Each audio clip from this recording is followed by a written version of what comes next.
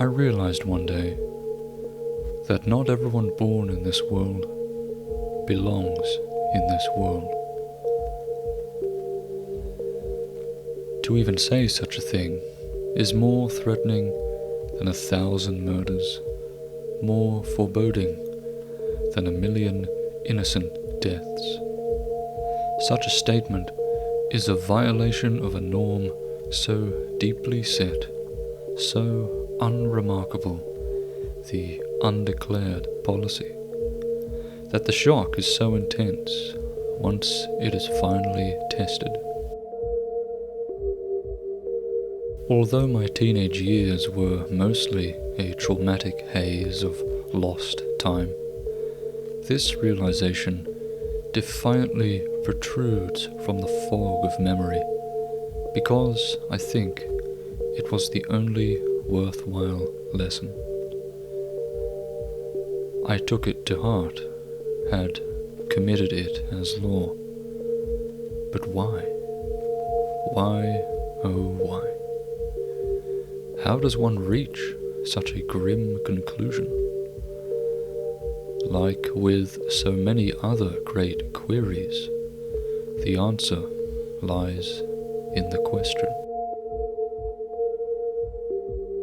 Some people are unconvinced that depression is real, and those so afflicted are enraged by such an opinion.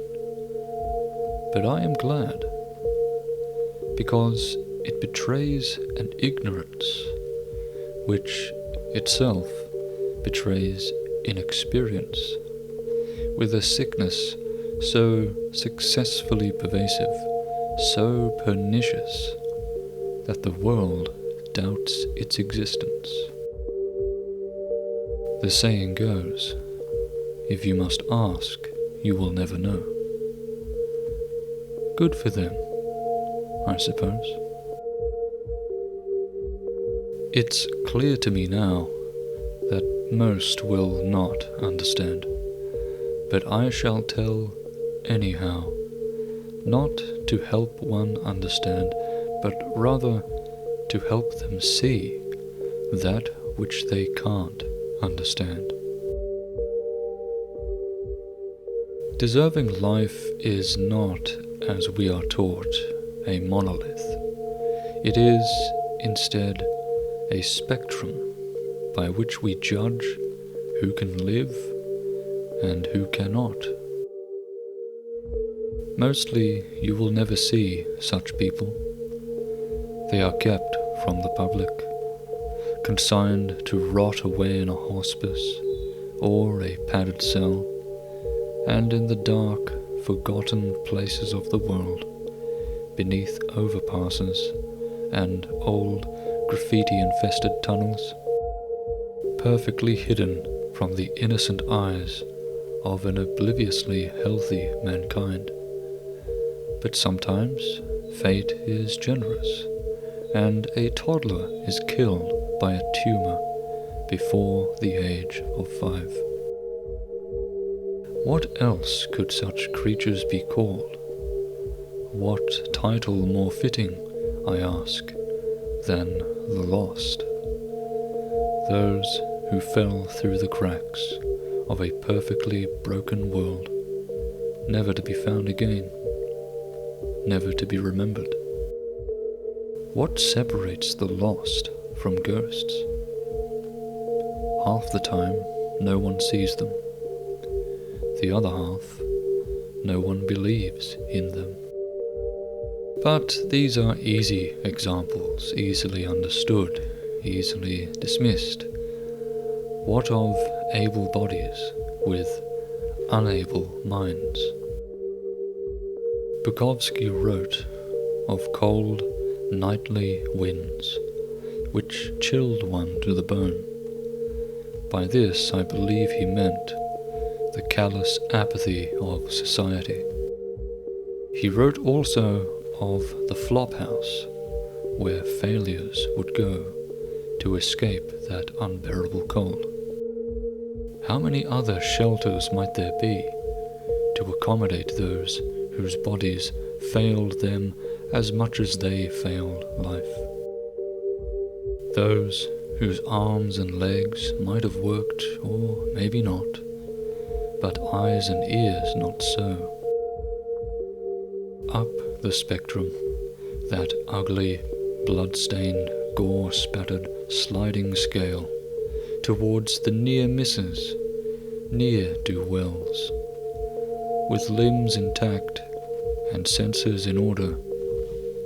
Nevertheless, unaccomplished they remain, their minds twisted before their birth, to work differently so they would think differently, live differently, and die early. For such misbegotten beasts, some pity is in order, lucid enough to work and play, to blend in with the normal. But in the dark of their own lives, they are nonetheless held back by disorder. They watch through jealous, hate-filled eyes as others enjoy what can never be theirs. They will inherit no land, no wealth, and leave behind no heirs. Where do they belong? In a house or a psychiatric ward? Such miserably capable monsters, so ironically flawed.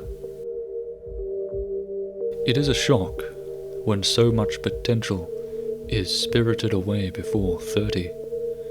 Be assured, for such miserable souls, death is a mercy.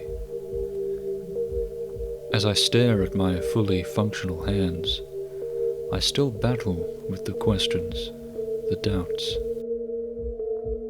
Am I real? Are my limitations fake? Somehow, indeterminably, I know these questions aren't the point. I ask, instead, once again, what difference would it make? Most are confused. They dare not bend their knee in fealty to the truth, that although we here were supposed to arrive, our stay is not the same. The body wishes to live, despite its owner's mistreatment. Every cell perpetuates itself, and the heart will continue to beat rebelliously against the slavering fangs of death, as ushered in by razors slicing an eroded stomach lining, a bruised trachea. But if all the world's a stage, then might it not be that some are destined to play the prince, the dragon, whilst others, in the distance, must play rocks and trees? Understandably, although some realize late, perhaps death is preferable to such a pathetic fate.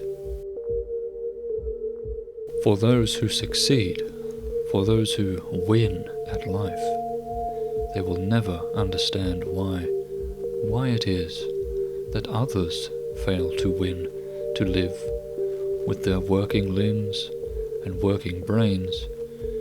It should be easy. It was, after all, easy for them. They cannot see, so they will delude themselves and the world. They will write whatever story they need to explain why, in this beautiful, fair and free world, hard work does not seem to be enough for all of us to win. He didn't try hard enough. He didn't take a chance. He should have reached out. What a waste. From such indictments there is no respite, no repose, even after the funeral service has closed. They will invent great tales, grand theories about why death was preferable to life, why suicide genuinely became easier than living? They ask these questions, answers to which they will never know. Good for them, I suppose.